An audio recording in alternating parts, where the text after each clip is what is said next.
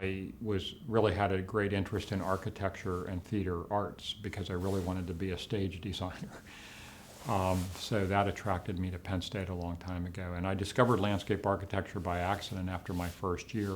I worked at the railroad. It was a summer job to pay for school.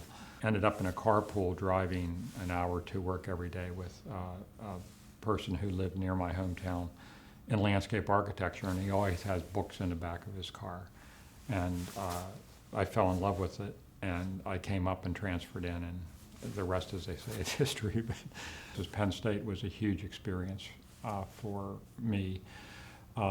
In fact, it was a foundation that really shaped my career.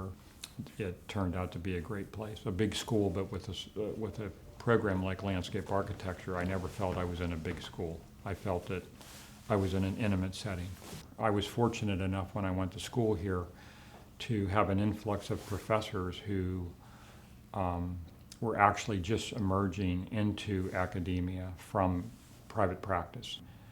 We learned very early on with them the idea of what it was to design in the real world and how do you get projects built.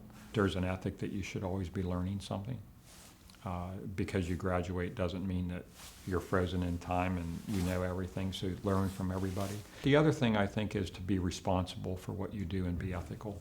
It needs to be a primary basis of how you operate. I learned that when I was here at Penn State.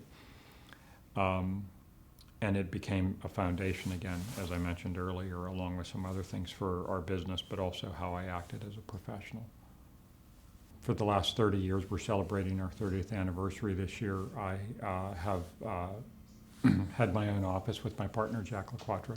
I think giving back to your university is important as well. So serving on the College of Arts and Architecture board or coming up to give crits to students in studio, these are something that we always did. And I think it's important. It made us stay connected.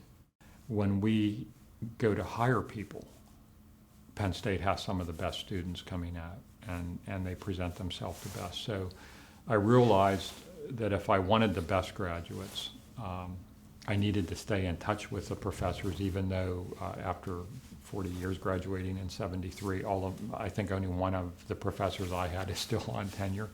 So getting to know the new professors, but also getting to understand the dynamics of how education is changing and how the profession is changing along with that is pretty critical.